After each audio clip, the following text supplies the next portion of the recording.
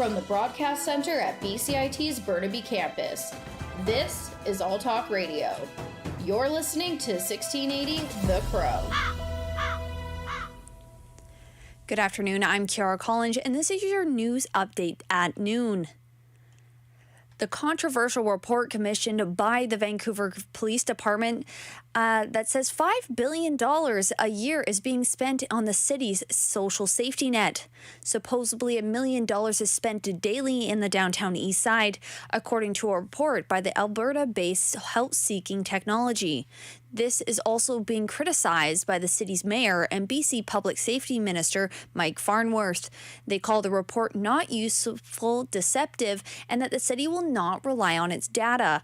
Despite this, Police Chief Adam Palmer claims that the report's statistics are accurate. Burnaby Mounties are alerting the public to a string of alleged inappropriate gestures and remarks directed towards women in or near Deer Lake Park. A suspect sketch was made public by police. Last month, 3 women said that they were approached by a man who made remarks and hand motions. The women were able to walk away safely without any physical contact. As the long weekend approaches, so does crazy travel conditions. Many people will be hitting the ferries to go elsewhere. But if this is you, just a heads up, a possible schedule change may be in the horizon for tomorrow, as mechanical difficulties are still persisting for the Queen of Surrey. For this is the 4th day that they've been having to cancel sailings between Horseshoe Bay and Departure Bay. But for today, they have made a modified schedule route from Vancouver to Nanaimo. So the 1 o'clock, the 5:30, and the 9:40 are the new sailings.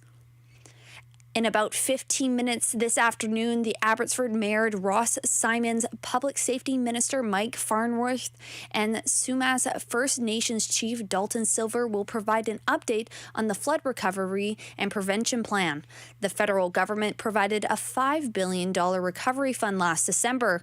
The Indigenous-led collaborative is seeking more integrated and resilient flood planning. They say there is little information about how the recovery fund has been allocated or spent. The collaborative says that it is encouraged by the province's public consultation on the flood strategy, but in a statement from the group says the remainder of the $5 billion fund should be dedicated toward its own approach. We are nearing the end of former Surrey Mayor Doug McCallum's mischief trial. The outcome of the trial lies on the question of if McCallum meant to deceive police by providing false statements. In a recorded statement played in court, McCallum claimed to have ran into Debbie Johnstone while researching and organizing called to keep the RCMP in Surrey. That was opposed to his proposal to establish a municipal police force. She allegedly pinned McCallum against his car, ran over his foot, and floored it out of the parking lot, according to McCallum. The Crown has not established that the defendant, it has not been established if it is true or not. After 2 years without their annual commemoration, the Royal Canadian Legion is opening its doors and attendance is expected to be higher. Amelia Francis Finchman has the story. Tomorrow marks the 103rd year anniversary of the end of World War I. Though there is only few veterans left from World War II, the Legion president of Burnaby, Steve Jesk, wants to remind people why it is so important to still get out in support and honor of our fallen soldiers. Just remember 2 minutes of silence on Remembrance Day to remember those that sacrificed the ultimate so we have our freedoms. The money, the poppy trays that are scattered throughout Burnaby, all those funds go right to our veterans and help our veterans' families. The Royal Canadian Legion is one of the largest volunteer organizations in the country, relying on millions of volunteers every year. Its greatest impact is on community-based activities. After COVID, the number of volunteers did drop. However, there is hope that more people will come forward next year. I'm Amelia Francis Fincham with 1680 The Crow. Amelia joins us now. Amelia, can you tell us why there seem to be a lot of fewer poppies around this year? Yes, the reason we are seeing so few boxes of poppies around compared to previous years really does just come down to the lack of volunteers available to hand them out right now. And what can we expect tomorrow from the ceremony in Burnaby? Well, President Steve Jesk says there will be a bigger than ever event put on tomorrow with a parade of soldiers and marching band to start the day off. And after the ceremony commences, everyone is, of course, welcome to join our veterans for refreshments back at the Legion in South Burnaby, Branch 83. Thanks, Amelia. Thanks, Kira. A new sexual health workbook has been published by a researcher at UBC. Reporter Yusuf Habib has more.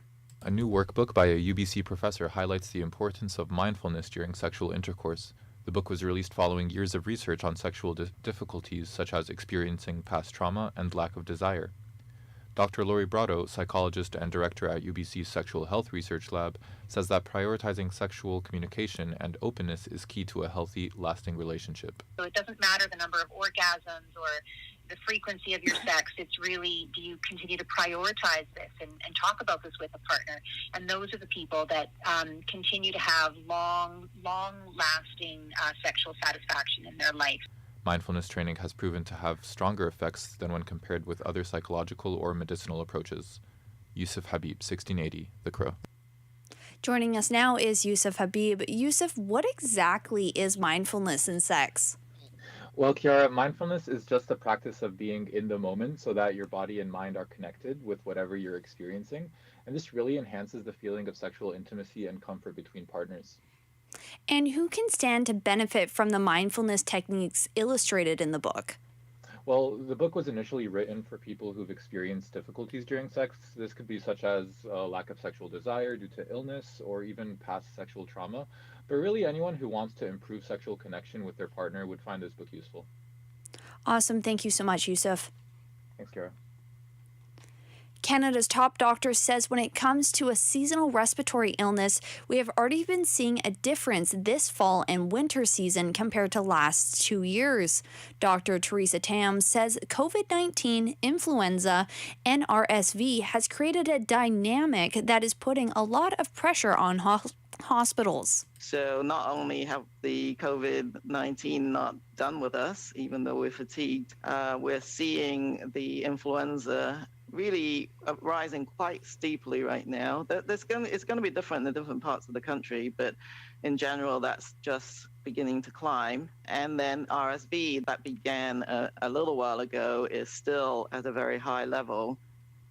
Tam says health experts don't really fully understand the dynamics when it comes to the three viruses that are occurring together. Now in sports, the Vancouver Canucks forward Tanner Pearson has been placed on injury reserve, and forward Sheldon Dries has been recalled from Abbotsford to be his replacement. According to today's announcement from General Manager Patrick Alvin, the injury is undetermined at this point. Pearson was pulled during the second period of last night's game with a 5-2 loss against the Montreal Canadiens. In honor of FIFA World Cup, the Vancouver Whitecaps are hosting special viewing parties at the Hollywood Theatre in Vancouver. The team is partnering with the venue, Daily Hive, and Sportsnet 650 morning hosts Hal Ford, and brought to have watch parties Canada's matches in the tournament. The event will include giveaways for Canadian soccer gear and jerseys. The Hollywood Theatre will also be hosting additional watch parties for the McCreer World Cup matches not featuring Canada. The current labor negotiations with Canada's men and women's soccer team will result in an epic historical deal for pay equality. According to Canada, the President Nick Bontes, the collaborative bargaining agreement between the association and the women's team ended in December of last year. A first CBA is currently being disclosed by the World Cup bondmen, who just established their own players' association. LeBron James scored 30 points before leaving the court with a pain in his left leg late in the Los Angeles Lakers game, where the defeat was 114-101 to the Los Angeles Clippers last night. James says the injury didn't do anything strenuous to his performance. When I landed, I felt a little, either spasm or strain in my groin, so immediately I had to come out after the next play down when I went to the free throw line. James' current injury status is day-to-day. The Lakers are now 2-9 for the season and have the season worst record in the Western Conference. The Carolina Panthers host the Atlantic Falcons in an ANFC South shutdown tonight at 8:15 p.m. Eastern Time. The Falcons are looking to rebound off a 3-point loss. I'm Kiara Collins, and that was your news and sports update at noon. Have an amazing day. Stay tuned for more on BCIT's 1680 The Crow.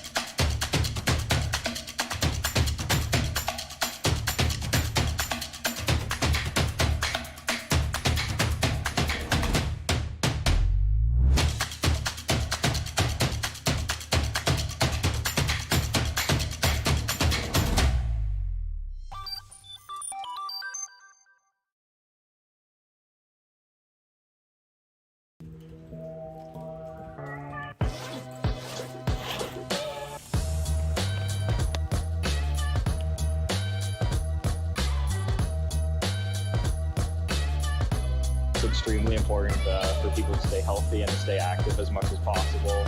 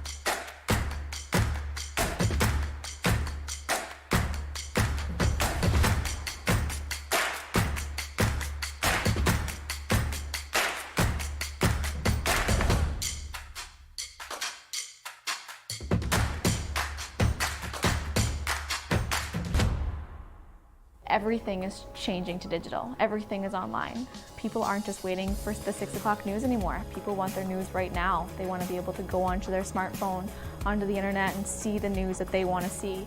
Vancouver is growing at, a really rapid rate, the Lower Mainland even, and with the tools that we're given here, we're able to cover all of that. Welcome to BCIT Magazine. I'm Radhika Sikka-King. In the program, they really leave it up to you. I mean, the help is there when you need it, figuring out how to use the programs like Premiere, Audition, and figuring out how to use the cameras. But it's up to you to sort of experiment and figure out what you can do when you go out in the field. They brought candles and flowers to remember the student who lost her life yesterday. Theresa May says the international community condemns Moscow. They really make sure that you know the basics and you are able to put out a quality product. I'm Brady Tretnero. And I'm Radhika King. Thank you for tuning in to BCIT Magazine.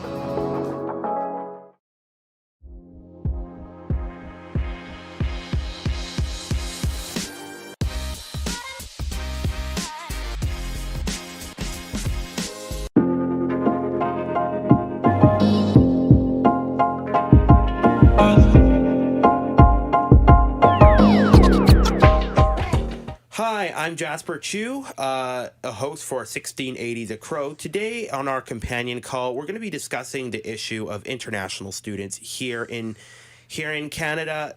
As you know, inflation has reached record highs in the past year, especially after COVID-19.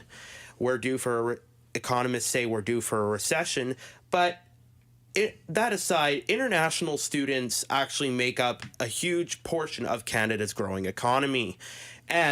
But the challenges they face are incredibly daunting, from socially integrating to finances to holding down a job and balancing it all. I have two individuals with me today who can speak about their experiences they faced as international students coming to Canada. The first is Dwaniel Tucker, a former international student at Farley Dickinson University, who's currently a systems administrator for the Network Music Group, and Zarif Arab, a former international student at Capilano University, who currently works as a trust services officer at Canada Western Trust. You two, welcome on the show. Thank you for having us, Jasper. Thank you.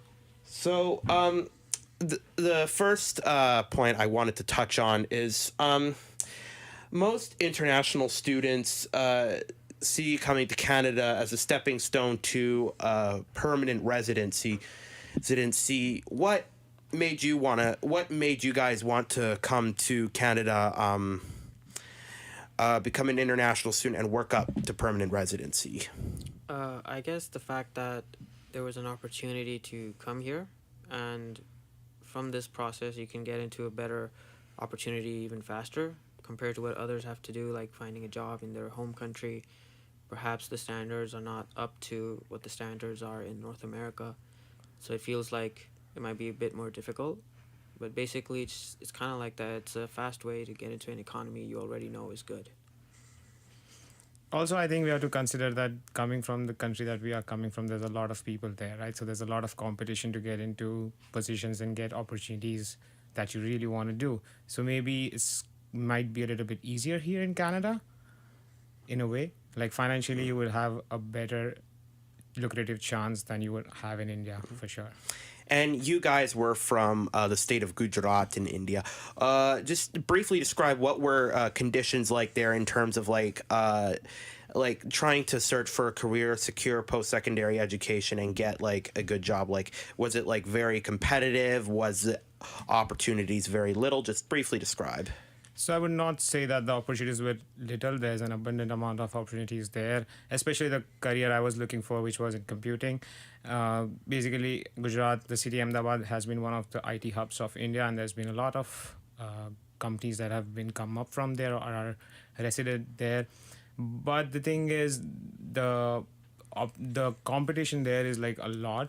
And how the process basically works is basically you get a degree and then you get a job basically through your college. And I would also like to add, like the state of Gujarat, we considered ourselves as a state of merchants. So there are a lot of people doing businesses there. So that was like always a second option to us. A lot of people that live in Gujarat do have their own businesses. So it was either you get in a good school and get in a good company, or you go for your business that either your family owns or you start one up by yourself. I see. So what's it been like for you guys to prioritize both having a part-time job and then going through secondary education? Because I take that could be a lot actually to balance on your plate, especially. So can you just speak to that? Like what it was like for you guys? For me, as being a student full-time and, working part-time, I felt like since I actually graduated back in India, So I've studied. I know what I'm studying. I have like a better grasp at the concepts than some other students here might have who are still studying or not yet studying. So basically, I felt like I was qualified to do some of the jobs that were here available, dependent on what kind of educational credential I have. But unfortunately, because of legal restrictions like working part-time, I had to do other kinds of jobs, basically. So I would be, I worked at a recycling unit. I was like, picking up bottles and plastic bottles and stuff like that, labor work. And then I worked at a restaurant as a dishwasher, where I met some really awesome people, bro.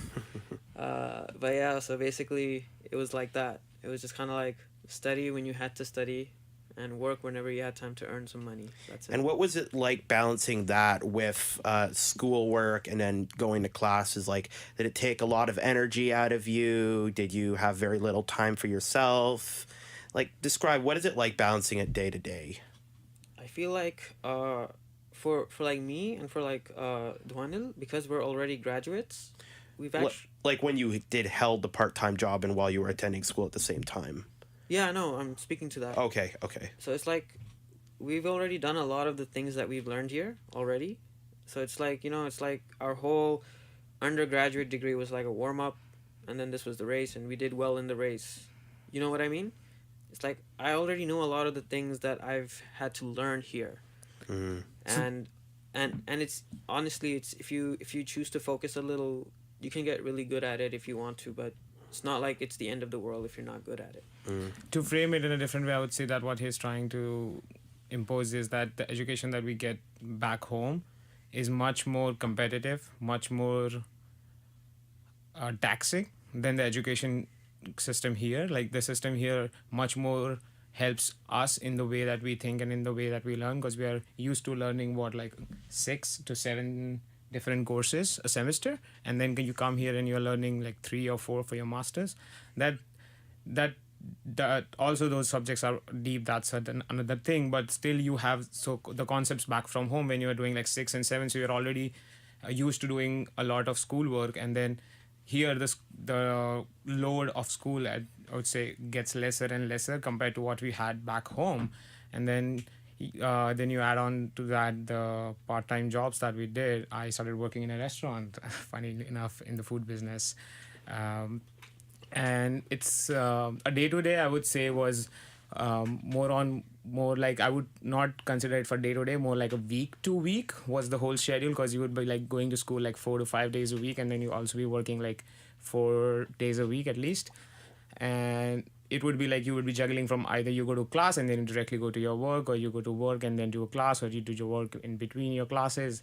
Yeah, it was a crazy couple of years, but I think what we get at the end of it, the benefit, the rewards are better, or are worth it, I would say. So what were some personal or financial sacrifices you guys had to make to like pay rent, afford the cost of living, and pay tuition? Like, I know back in 2019, 2018, inflation isn't as high as it is now, but you guys must have had your own story to tell with regards to this issue. Like, what challenges or issues did you face? I think there was a big shock I got when I came to Canada, because there's one thing that a lot of people don't know, that we have the opportunity, as he said, to come here. We are like one of the most privileged people back home, right? It's not like we are coming from somewhere that we don't have enough amenities, basically, right? So when we come here and we try to fit into this new economy, which is much more powerful than ours, then suddenly our standard of living, what we had back home, degrades to a very lower level here. And then that's why I think that's what's like a big shock that you just get, because back home the picture that's painted into your head about going overseas or going to Canada is that you are going to have a much better standard of living. But when you come as a student, initially the first 2 to 3 years, whatever you're studying for, is not a very great quality of life. And I think a lot of it may be due to the working restrictions, because you can't make money here, and if you bring money back from home, that's like the conversion is crazy, and then you're spending a lot more money back home than you're supposed to. For you? Could you repeat the question, please? What kind of like personal or financial sacrifices you had to make to like come to Canada, and what issues or challenges you faced in doing so? I feel like Dhwanil said we're very privileged. I'm very privileged. I had a father who paid for all of it, basically, like a huge portion. Like if I had to work for it back home, I'd probably been working there. I'd have a job, and then I'd kind of be like Yusuf, where I'm already like super qualified to be here and work awesomely. But I didn't do that. Instead, because my father was there, he wanted me to have the easier opportunity, and he let me come here. So that's like one of the things I had to deal with coming here. You guys mentioned the issue with regarding work requirements and sending money back home. How has that how has that impacted you and your families in some ways? So I would say it hasn't. Or how has it impacted your livelihood with the work requirements, work restrictions they currently have on international students? So the 20-hour work restriction, basically when I was back here in 2019, the minimum pay was about $12.50 or something like that, a little bit more than that, I think. And then I would say I was making about $1,100 here living in Vancouver. And that's kind of tough if you think about it, because $1,100 in Vancouver is not a lot. The rents here are crazy. The cost of living is very high. I was sharing an apartment with 4 people, and then you have to let go on occasional recreational activities, right, for a few years, because all your money is either going to rent or either going to food or all other things. And spending money back home was never an option for me when I was studying here, when I was basically a student. But now that I've finished studying, I think I help out my family back home, sending some money, and I'm sure they appreciate it. Probably doesn't make a big difference to them on their day-to-day basis, but it's surely something that adds up to it. And Zarif? Yeah, I'd say the same. I feel like when I was earning like part-time, whatever I would get, I felt like because I had like some assistance from before, I was able to go through it more smoothly. Otherwise, I'd feel like I really wouldn't have saved much, and then I'd take some time just to pay off what I learned, like the cost of studying. And for us, it's like sometimes 3-4 times as high for some reason. So it feels like we're starting with less and we're being charged more. Yeah, Vancouver is actually among the second most expensive city in Canada and one of the most expensive in and a top 10 most expensive in North America. You'd basically have to be a millionaire of some kind in order to rent comfortably here. So adjusting to Canadian culture, what was your experiences like becoming familiar with Canadian style English, the Canadian mentality, being around like students who are natively born here? What was it like culturally adjusting to being in Canada? I think for us, it was kind of like we're from very different cultures. I know it, and you also know it, but like the West has a more known culture in like our parts of the countries, but you guys probably wouldn't have as much knowledge about our culture, right? So we were already prepared for that in a sense. Watching a lot of movies, I think all of us kind of got the accent part down. Yeah, no, seriously. But apart from that, I feel like we're like Indians. We speak like British English to an extent, and that's like the proper English. And we're like probably among the most like populated English speakers on this planet. So like for us, we already have like actually a good level of English knowledge. So with your experiences as your experiences with Canadian-born students, has there been like any positive or negative interactions, any major issues you noticed in interacting with Canadian students at all that you feel need to be addressed or need to be highlighted? I would say yes, but not in a bad way. Like, I think Canadians are awesome for what people they are. I think they're very humbling, very warm and accepting. And I have had a few interactions at school. I've had some professors that were like Canadian, and they have always been nice to me. And this country, I think, is a country of not Canadians, but you can say a country of immigrants. And I pretty much agree to the idea of letting anyone and everyone come here, have the opportunities, and that's another thing that Yusuf was talking about. What I like about Vancouver is the multicultural society of people that are here, and then we bring something back, something of our own back from our home for everyone to share with, and I think that's beautiful. Beautiful. Has there been like any instances of like discriminatory or prejudiced behavior you've experienced, and what was your like first person impression and experience of that, and what are some like the most common discriminatory actions or attitudes that have been put against you guys when you were international students here? Because as you know, there's a huge uptick now in Asian hate crimes, South Asian, East Asian hate crimes. So what's your guys' experience with this? What have you witnessed? What's the most common type? What's like a recurring trend? I think I would say the most common type that I think I can say this maybe for all international students, everybody maybe at some point does experience some sort of exploitation, because the people that are here for longer, or the people who know how things work and how immigrants are, basically the people who work with immigrants a lot know what kind of framework of their mind is, and they know how it can be used. So we come from a country where everything is very competitive. We like to work hard because we have to, right? There's no option. And then we come here, and then when people try to not give us either the same amount of respect as you would give a different person who's either a Canadian or even not a Canadian but been here like longer, has like a Canadian citizenship or whatever, and then they know that because we are students and we have this little hours and we don't get a lot of jobs here, because most jobs are not allow you to work more less than 40 hours.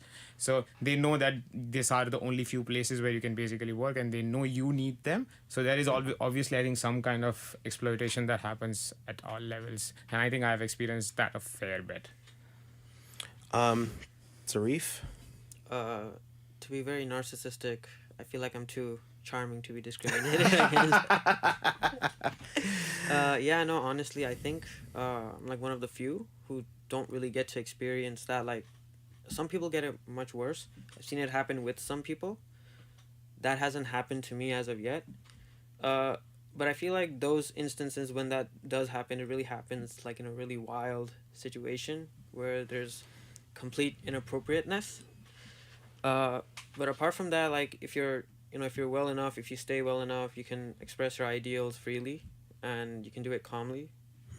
And honestly, I feel like, I didn't really have much of an encounter with Canadian students because everyone in my course was like an international student and half of them were Indians. So we already knew how things were from the get-go. But we didn't really we weren't all interconnected. We were we'd meet up for class, we'd have our own groups and stuff, because you're just too busy and it's tough to just get along with everyone because everyone has very busy lives. Yeah, and the social aspect of if you get to it, the social aspect is, it's tough because you can't really make friends because you have these crazy schedules. You're running around classes, you're running around work. So the social life obviously takes a toll, I would say, And we have about 2 to 3 minutes left, if I'm correct.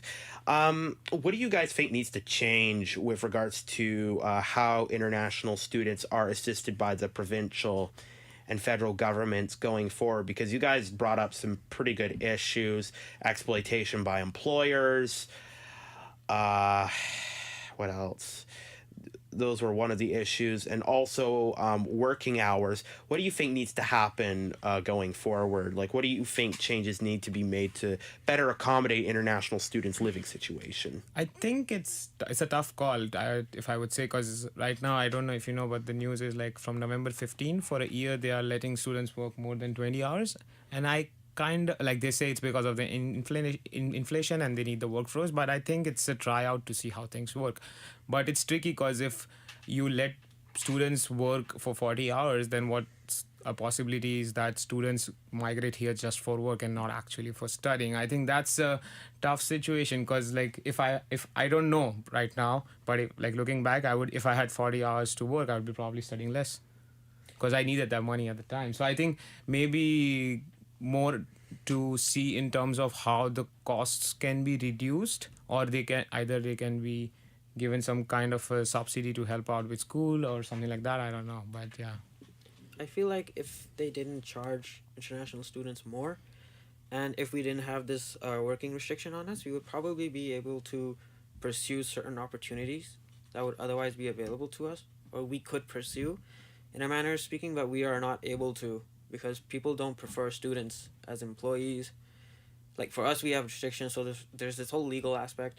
And also, I think there's kind of like this belief that you need to have Canadian experience. However, I feel with the experience that I've had in India, I think it's more than enough. Like, it's far more I would say it's far more beneficial to companies here that we have experience back home because we know different processes and different workflows. I feel like coming here, you're a more focused person. You don't really care about all these things that are happening sometimes. You just want to like, I want this, I want that, I need this, I need that, and you're doing that, you're focusing on that, you're not worried about these external issues that much. Well, I want to thank you guys so much for coming on the show today. This is a very pressing issue, and having your guys' perspective is very invaluable to this ongoing discussion about how to fix it. Zarif, Dakar, thank you so much for coming on. I hope you guys have a great evening. Thank you, Jasper. Thank you for having us. You're welcome.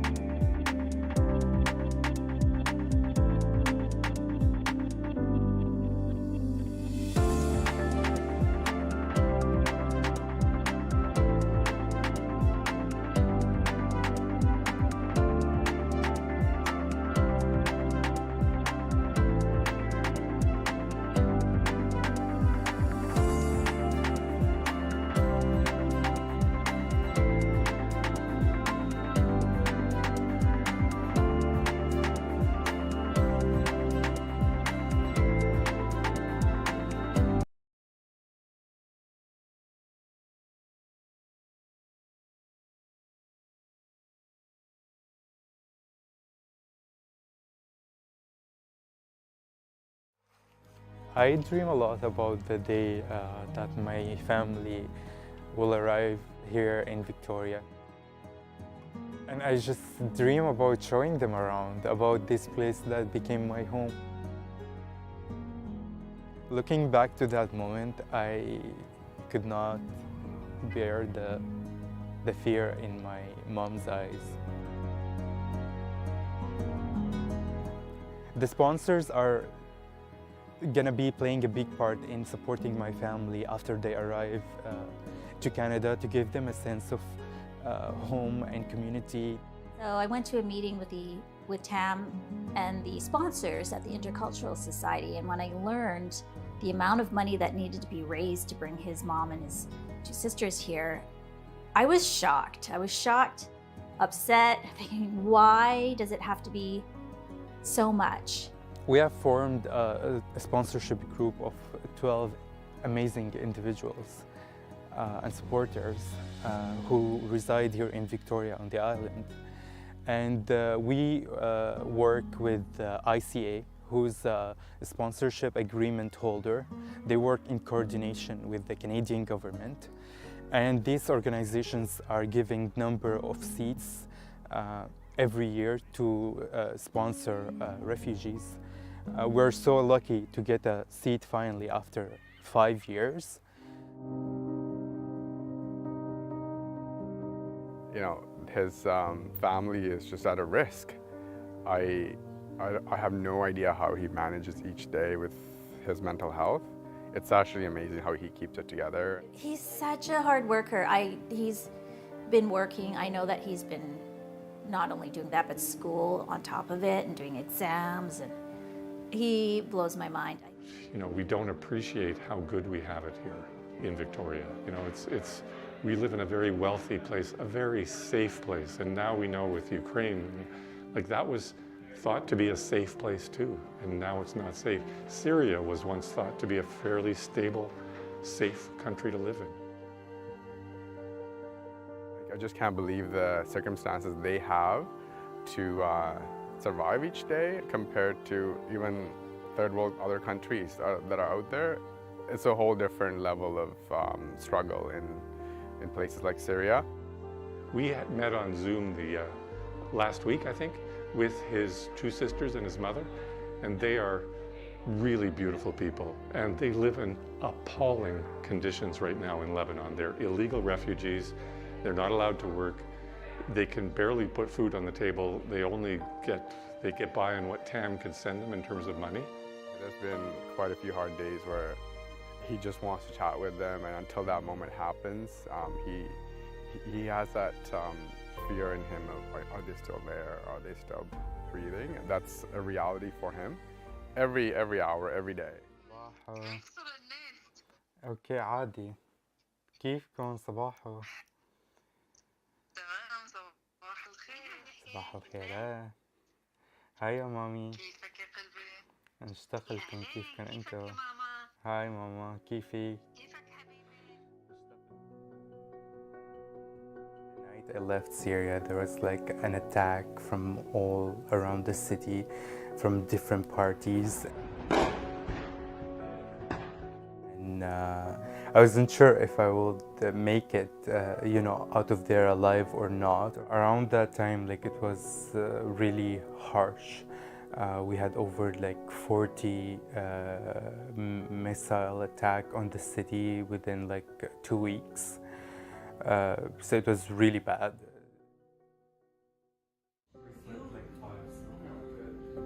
Maybe you need a nap, just go nap. Like a snooze.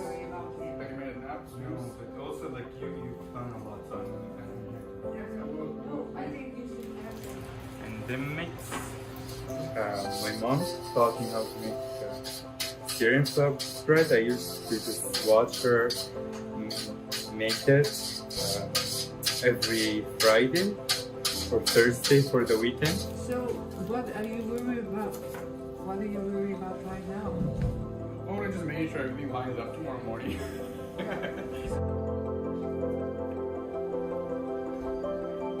You know, like the GoFundMe page, that's an online thing, and people, you know, can read the story and be inspired that way. But it's to put just the work of making the food and making the scarves and doing the art and people coming together and giving in this more concrete and creative way. Are you excited for today? Yes, it's finally happening. Been lots of planning and lots of preparation and just getting stuff done and lots of amazing friends and people helping. So I'm actually very excited. Not nervous at all, I would say. Just looking forward to just share my story with everyone. So we were just on our way to the souk. Like I had that feeling in my gut that don't go using that road. When I go, I felt strongly that we should use a different route to get there. And I was telling my mom, we're almost arguing in the street, no, I don't want to go there, let's take the other one. So I insisted. Not even a minute later, just hear a high pitch bombing.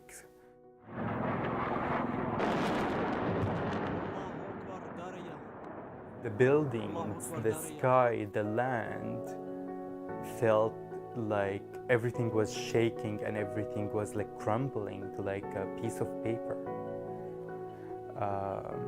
And people were screaming, blood everywhere. It was really scary. Didn't know if my sisters were home. We didn't know if they are still alive or not. And then we're running and back to our house to see what happened, if my sisters are okay or not. And the minutes felt like ages.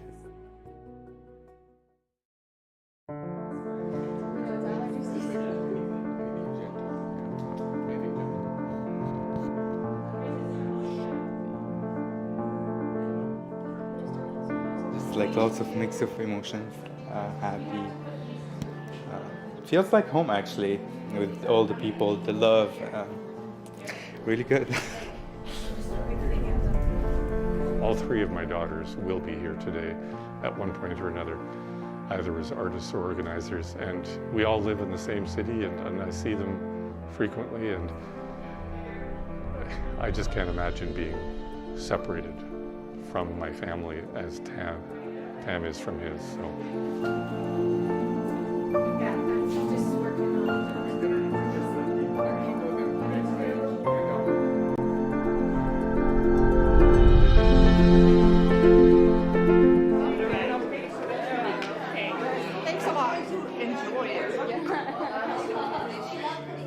Who's never experienced any of these conflicts, how fortunate I am, and if there's some way I can help, it's nice to do so. I knew it that home was no longer home. Maybe you can introduce you to one of our amazing artists, Alla, from Ukraine. I have 3 pieces that I donated. One called Lights of Hope. I have my whole entire family in Ukraine right now, and we lost 2 family members already, and so and being involved in Tam's fundraising, it takes, when you feel terrible, you need to focus on helping someone else, so your own pain will be less, right? So that's what I'm doing. If I were in her situation and my son was across the world, I would be feeling, I think what she said, really concerned that he has people around him that would help him out. And that's what she said, when we saw it, we talked to her on the video, and she was just so happy to see all the good energy that was around him.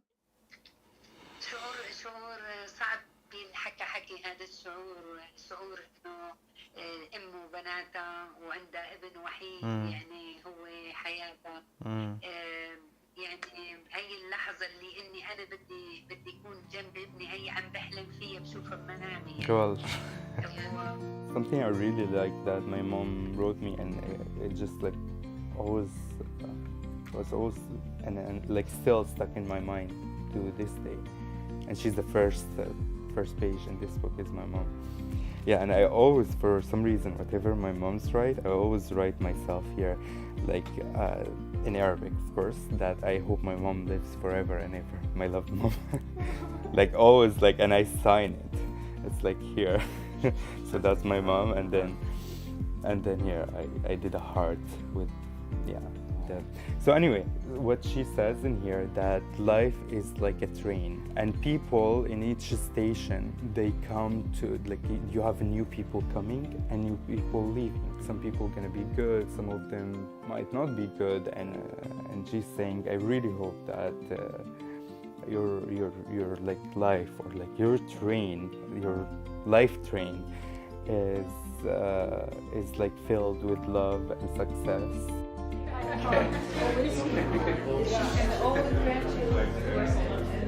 Sold out. Yeah, sold out. God. And you know, I always think, like, especially with food, is like, food is love. So I hope people go now, like, after they go home, they, you know, get to enjoy a meal made by us. And it was lots of learning, you know, like a good start, more to come. I think we all did amazing teamwork. I booked off 2 of my shifts from the hospital so I can be here. But yeah, we all sacrificed time, but it's worth it. We're trying to do something beautiful and amazing, all in good hope and faith for Tam's mom and 2 sisters. And it'll be incredible once it all falls through and they're here safely. They're awesome. Like, sort of like, they're more inspiring than I even expected. Like, they're so bright and hopeful and laughing and smiling and just really enchanting people. And it made me think, oh my goodness, what is, especially as sisters, what are they going to do when they get here? I think they're going to just really do awesome things and really contribute here. So I look forward to meeting them. We just saw my sisters. They had minor injuries, but we're like crying, all of us, and we held each other and just like grabbed into them. Like it felt like we've lost them, and then we've got them back. That day I will never forget. Yeah, I will never forget that day.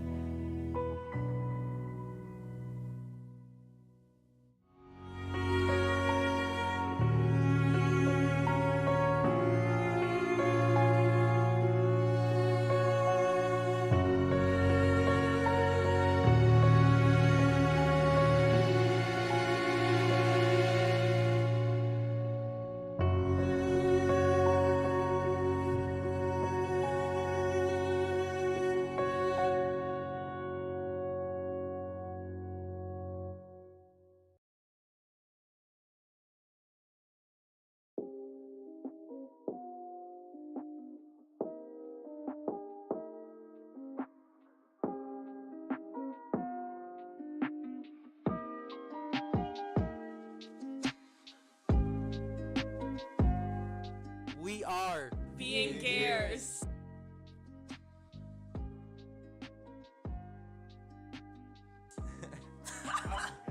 That's cool.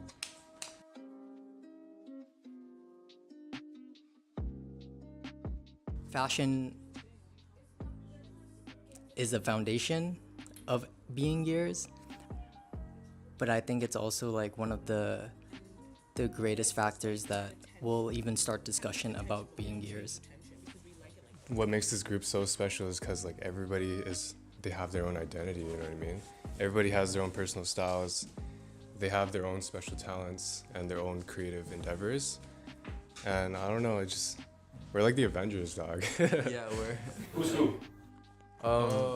I'm like. Black Widow. I'm like Thor because I'm the strongest, and one of my biggest wishes is to work with a bunch of little gears so we can change a big group of gears and even affect the bigger gears out there. All of us are so individually different that we fill gaps in all of us. So I feel like in that aspect, we're flawless. When we're having meetings, some of us are thinking so forward, and then you got other people like just grounding us a little bit. And even in just like the whole dynamic is flawless in that aspect.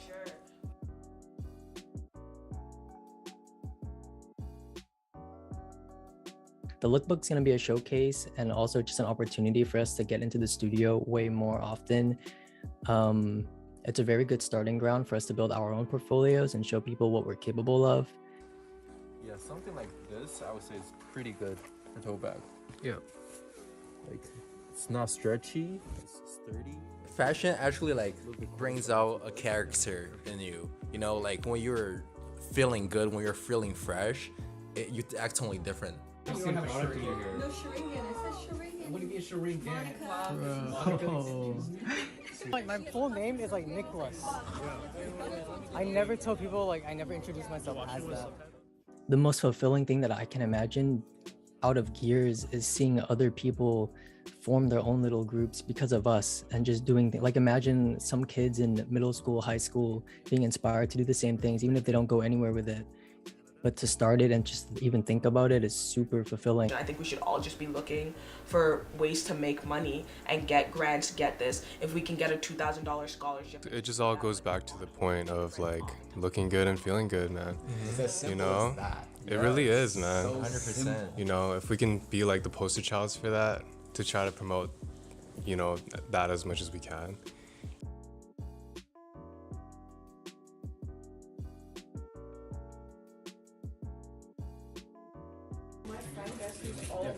So how are we gonna draw it though?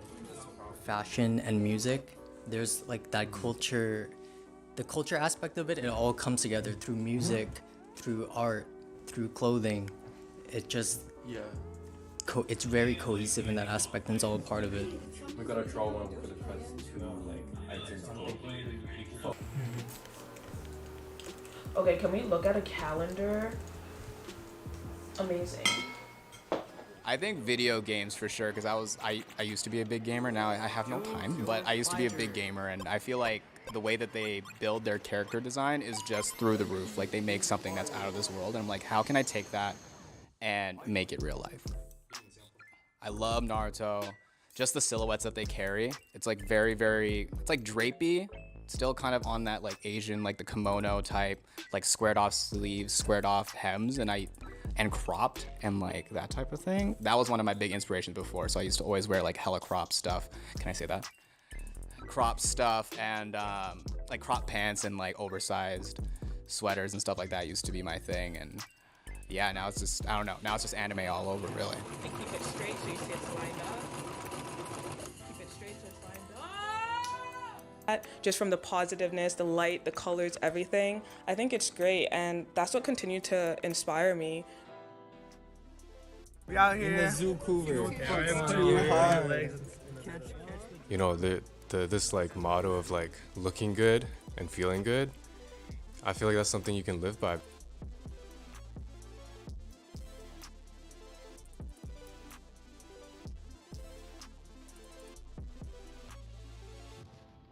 Like, I feel like people always limit themselves in the ideas that they want to do and they never really pursue it. But if we can show that and like, hey, it's getting done by a bunch of kids, that's community right there. You feel attachment to that. Anyone else can do this, but they're not. Who else is gonna do it with our positive attitudes? Who else is gonna do it with this welcoming? Who else? Who else but us? So I feel like this is always driving me because I'm just like, I wanna be that person that can connect. From the Broadcast Center at BCIT's Burnaby Campus, this is All Talk Radio. You're listening to 1680 The Crow. Good afternoon, this is Jacob New with a sports update on 1680 The Crow. The Canucks put forward Tanner Pearson on injured reserve and have called up Sheldon Dries from their AHL squad in Abbotsford today.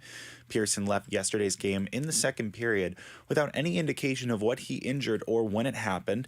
Montreal would beat Vancouver 5-2, and while a 3-0 deficit came early in the first frame for the visitors, Canucks captain Bo Horvat complimented parts of their effort. There was parts of our game that I liked when we established forechecks and got on their D. I thought we took it to them, but I mean they're a fast team, and I think they outquicked us, especially in the first period, and maybe they sat back a little bit, and that's why we got our push there in the third. But we got to be ready to go for Toronto here. Goalie Thatcher Demko continues to have a rough start to the season, sporting an .874 save percentage through 10 games.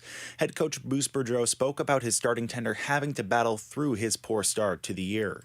I got to keep him in there. He's got to fight through these things. I mean, if you just keep making it easy, then all of a sudden you don't fight through. I mean, any of the good goaltenders that I've had, they want to stay in there. They want to find it. And I thought at the beginning of the second, he made a couple good saves. I thought it was going to be there, but then still, things leak through. Vancouver now heads to Toronto to play the Maple Leafs on Saturday. One of baseball's most dominant throwers on the mound could find a new team soon. Houston Astros ace pitcher Justin Verlander will hit free agency this winter after exercising a player option in his contract. The 39-year-old had one more year remaining on his deal, owing him $25 million, but he'll likely find more in free agency after having one of his best career years and winning the World Series with the Astros. Verlander posted a 1.75 ERA and struck out 185 batters in 175 innings over 28 starts for Houston. His performance has put him in contention for this year's American League Cy Young Award, which he has won twice already in his career. The other two pitchers nominated for the honor are White Sox arm Dylan Cease and Blue Jays pitcher Alek Manoah. To pitching up north, the Toronto Blue Jays have exercised their club option on relief pitcher Anthony Bass. The option keeps Bass in Toronto for $3 million next season. Bass was acquired by the Jays this past season from the Miami Marlins. He had previously played for Toronto in 2020 after being claimed on waivers from Seattle. The 35-year-old righty posted a 4-3 record and a 1.54 earned runs average in 73 games split between Toronto and Miami. Canada's men's basketball team will take to the court for the FIBA World Cup qualifiers tomorrow, with a chance to clinch a spot in next year's tournament. The national squad plays Venezuela in Edmonton tomorrow at 6:10, and then will take on Panama on Sunday at 4:10. A win in that first game will give the team a berth in the 2023 Basketball World Cup. Canada has an 8-0 record in qualifying play so far.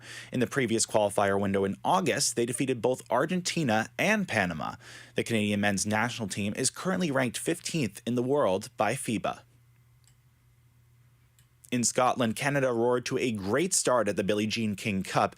It only took Leila Fernandez 44 minutes to defeat Italy's Martina Trevisan, winning in 2 sets, 6-0 the score of both. It capped off a well-rounded effort by Canada on day one of the tournament. They won their 2 other games against Italy, another singles match with Bianca Andreescu, and a doubles game played by Fernandez and Gabriel Dabrowski. They're now set to play Switzerland in a berth to the semifinals on the line. Those matches begin very early tomorrow at 2 a.m. Pacific. We're into the final 3 days of action for the U17 World Hockey Challenge being hosted in the Lower Mainland. There's only one game scheduled today. Canada's white squad takes on the U.S., still undefeated through 5 games. Canada's 2 other squads play tomorrow, black against Czechia and red versus Sweden. Based on round play, the 3rd and 4th place teams will face off for bronze Saturday afternoon, and the 1st and 2nd place teams will play for gold just hours later, both games at the Langley Event Center. Several BCHL standouts have announced their commitments to American colleges for next year. Salmon Arms Silverbacks captain Nathan Mackey has committed to the NCAA Michigan State Spartans for 2024-2025. The 2004-born forward has 12 points in 15 games for Salmon Arm, and Surrey Eagles defenseman White Rock native Ty Brassington has committed to playing at Clarkson University in Potsdam, New York. He will join fellow Eagle D-man Tate Taylor at Clarkson, who committed to the same university last month. Thanks for tuning in. I'm Jacob New, and that's been your sports update on 1680 The Crow.